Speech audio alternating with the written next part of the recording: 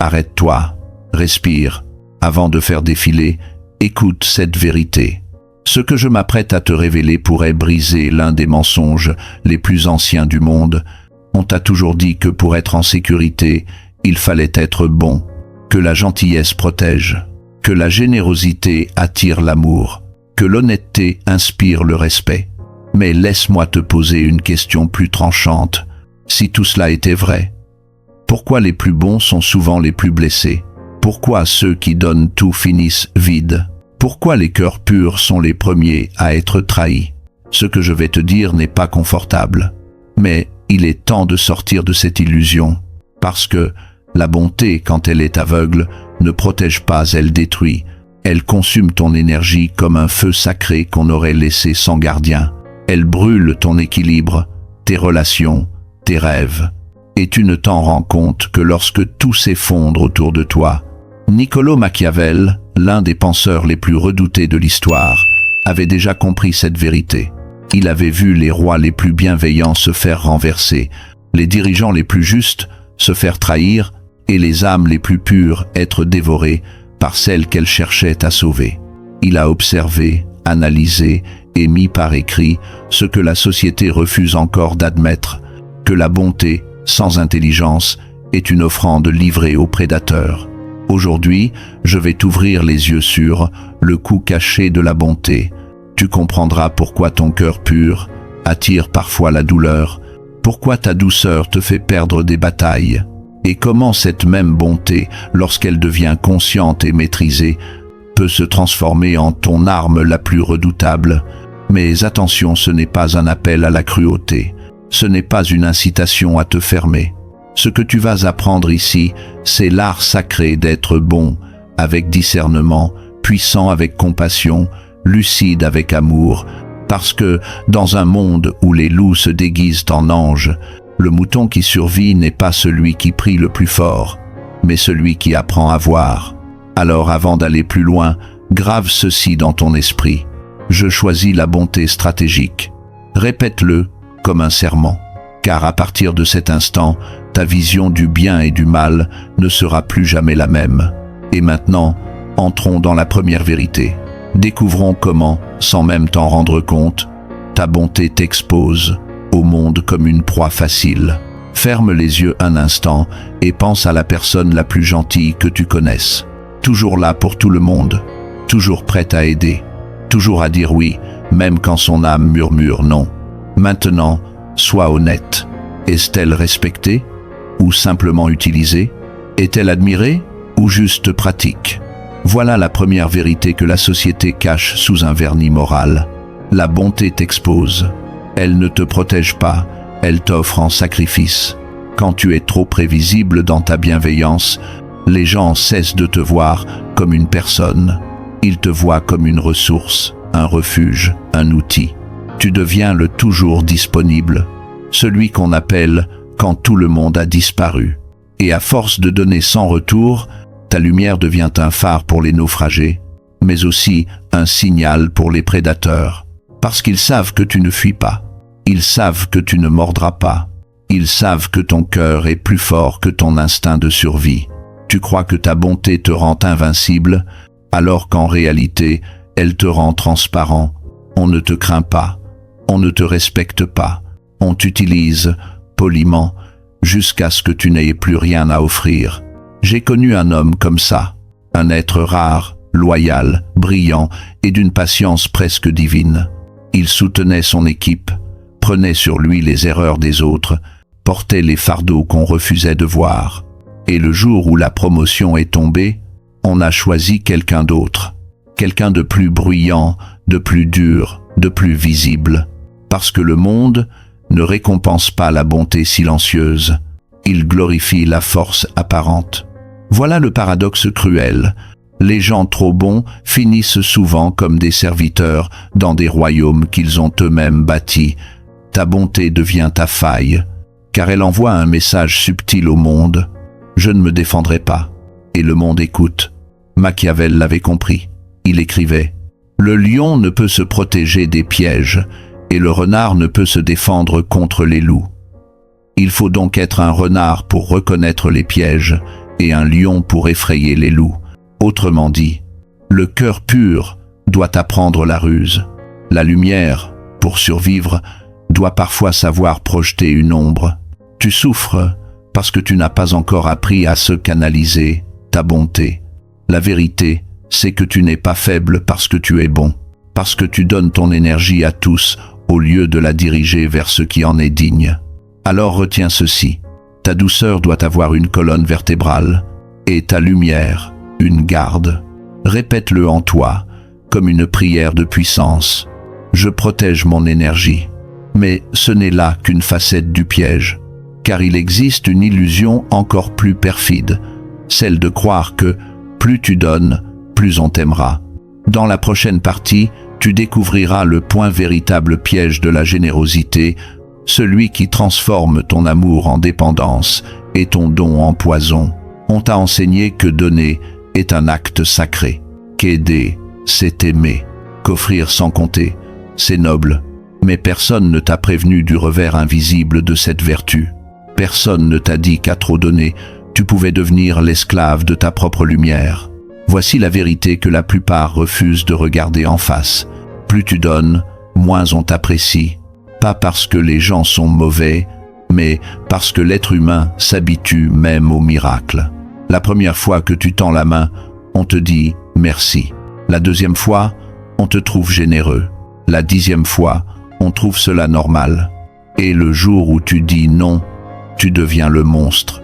C'est ce que j'appelle le piège de la générosité.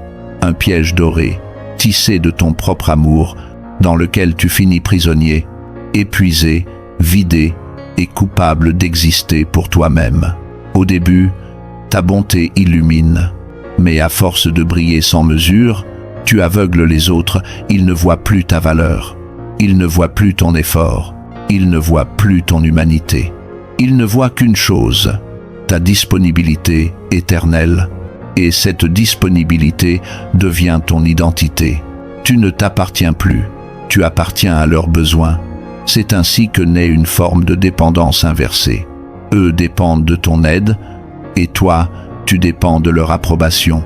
Tu crois que si tu cesses de donner, tu cesseras d'être aimé. Mais c'est faux. Parce que ce qu'ils aiment, ce n'est pas toi, c'est ce que tu leur offres. La psychologie moderne appelle cela l'adaptation hédonique. L'esprit humain s'habitue si vite au bien qu'il cesse de le voir. Ce qui était un cadeau devient une habitude. Ce qui était un geste devient un devoir. Et soudain, ton nom le seul, l'unique, fait plus de bruit que tous tes oui réunis. On t'accuse d'avoir changé, alors que c'est toi qui te réveilles. Souviens-toi de ces parents qui donnent tout à leurs enfants. Au début, les enfants sont émerveillés. Puis, peu à peu, la gratitude s'éteint, remplacée par l'exigence. Et lorsque les parents refusent un seul caprice, les voilà traités d'injustes. La même mécanique agit dans l'amitié, dans l'amour, au travail. Ta constance devient ton piège. Ta bonté devient ton impôt invisible, et ton silence, ta prison. Machiavel, dans sa sagesse cynique mais lucide, écrivait « Les bienfaits doivent être accordés peu à peu. Ainsi, on en goûtera mieux la saveur. » Il avait compris que la rareté engendre la valeur et que l'abondance la détruit.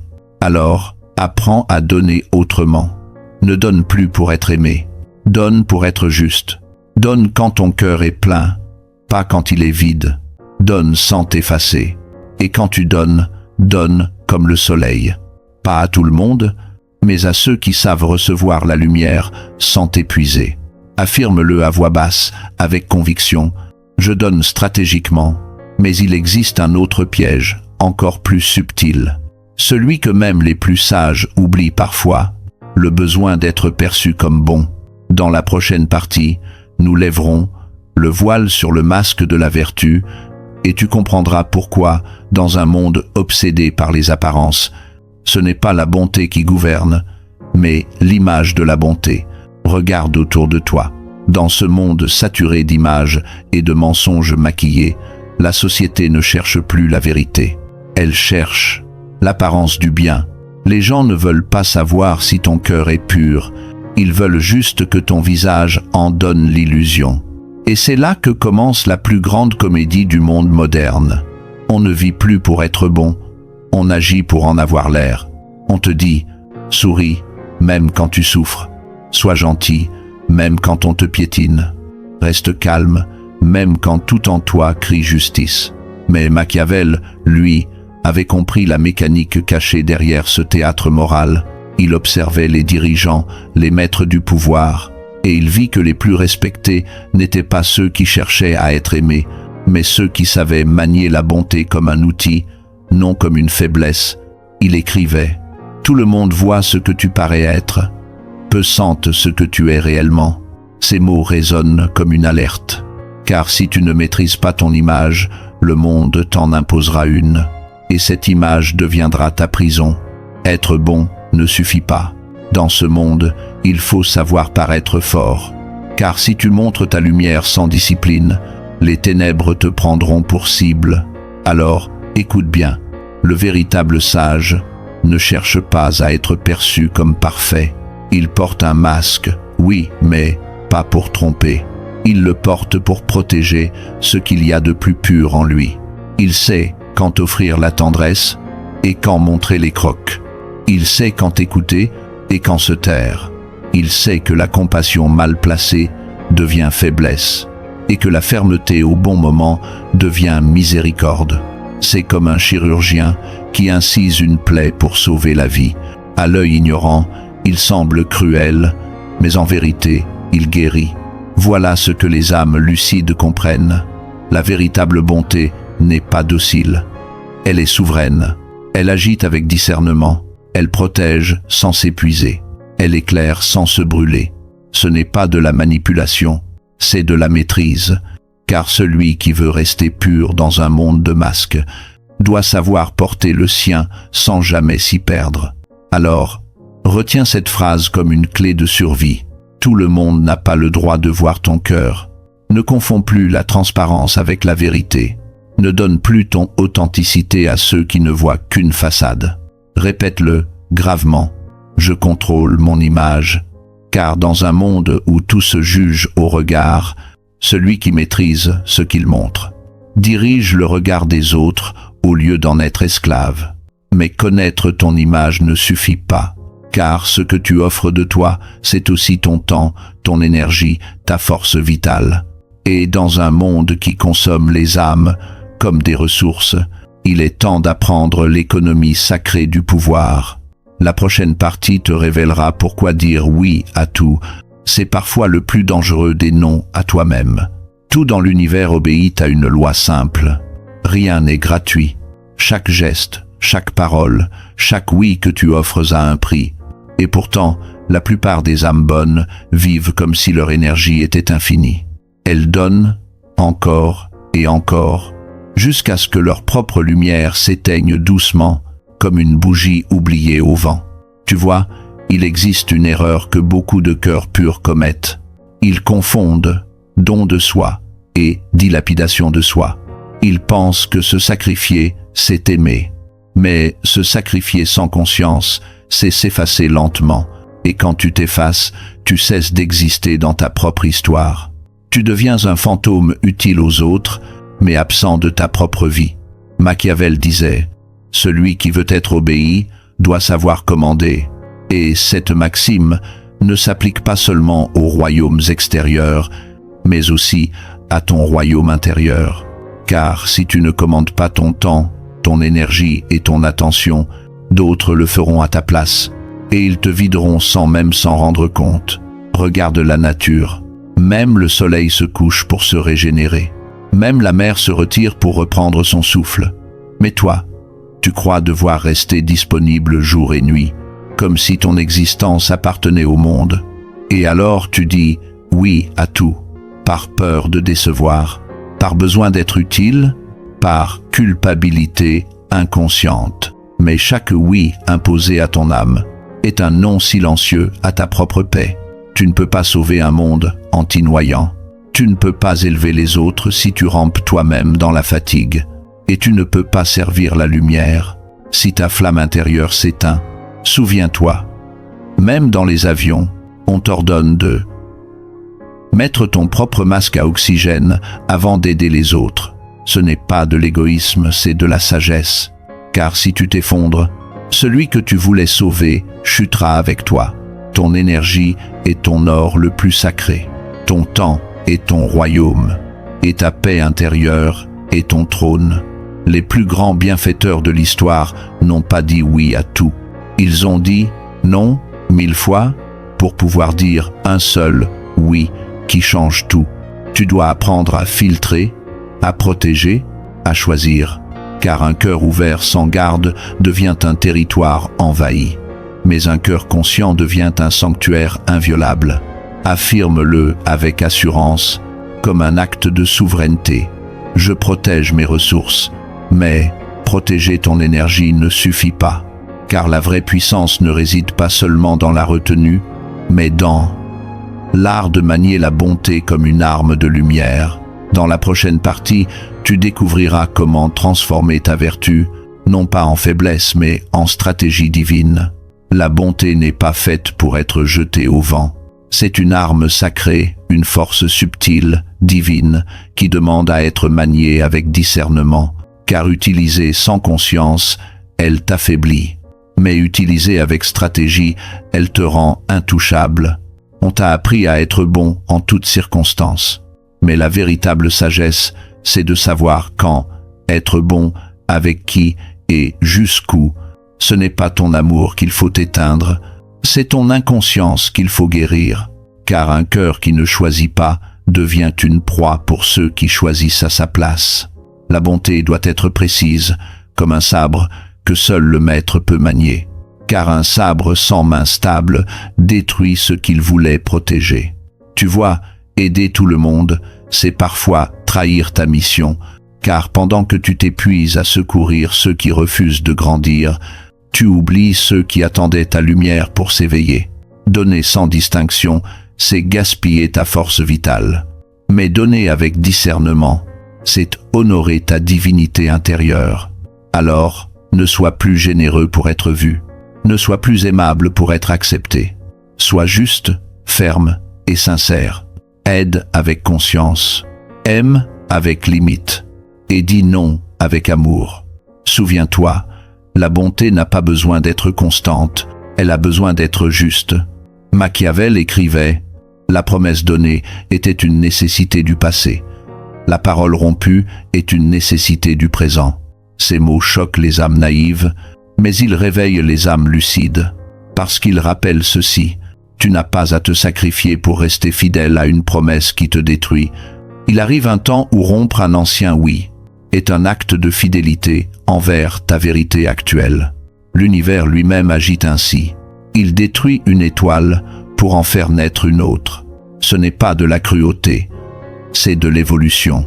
Ta bonté doit suivre la même loi. Elle doit être vivante, évolutive, souveraine. Tu veux changer le monde? Alors arrête d'être gentil pour plaire. Sois bon pour impacter. Ne cherche plus à être aimé, cherche à être utile à la lumière. Parce que les âmes les plus aimées du ciel sont souvent les moins comprises sur terre. Alors dis-le, avec la dignité d'un sage qui a compris la valeur de son énergie. Je choisis la bienveillance efficace, mais même la bonté la plus juste finit par s'user, si elle n'est pas reconnue, comprise ou respectée. Car il existe un autre piège, plus insidieux encore, l'illusion de la gratitude. Dans la prochaine partie, tu découvriras pourquoi, dans le cœur des hommes, la reconnaissance s'efface plus vite que la mémoire du bien. Écoute bien, car ce que tu vas entendre maintenant n'est pas une fin, c'est un commencement. La bonté sans stratégie est une offrande déposée sur l'autel du monde. Et le monde, souvent, la piétine sans s'en rendre compte. Mais la bonté consciente, elle, ne se laisse pas briser. Elle choisit quand se donner et quand se préserver. Elle ne cherche plus à être aimée, elle cherche à être juste, utile et vraie. C'est la bonté des sages, celle qui guérit sans se sacrifier, qui aide sans s'oublier, qui illumine sans se consumer. Tu as maintenant compris ce que Machiavel observait chez les grands esprits. Ceux qui survivent ne sont pas ceux qui crient le plus fort leur pureté, mais ceux qui savent protéger la lumière qu'ils portent. Être bon, ce n'est pas tendre la joue à l'injustice. C'est savoir quand tendre la main et quand la retirer. C'est être capable d'aimer profondément, tout en fixant des limites inébranlables. C'est refuser de confondre la paix avec la passivité, la gentillesse avec la faiblesse, la compassion avec la soumission. Souviens-toi, la bonté ne doit pas te rendre vulnérable, elle doit te rendre lumineux. Et cette lumière, pour durer, doit être protégée comme un feu sacré. Ne donne plus par peur. Ne aide plus pour être aimé. Fais-le parce que ton âme en a décidé ainsi. En pleine conscience, avec puissance et sagesse.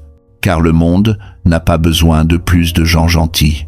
Il a besoin de gens vrais, de cœurs lucides, de bonté souveraine, qui savent dire non pour protéger leur oui. Alors, aujourd'hui, fais ce serment intérieur. Je ne serai plus bon aveuglément. Je serai bon stratégiquement. Je transformerai ma bonté en puissance. Ma lumière ne sera plus ma blessure. Elle sera mon arme. Car dans un monde plein de loups, le but n'est pas de devenir un prédateur. Le but est de devenir le berger. Celui qui protège, guide et éclaire, non par peur, mais par sagesse. Et quand viendra le jour où tu seras face à l'ombre, ne t'excuse pas d'avoir un cœur pur. Rappelle-toi simplement ceci. La véritable bonté n'est pas naïve, elle est souveraine. Et celui qui la maîtrise ne subit plus le monde, il le transforme.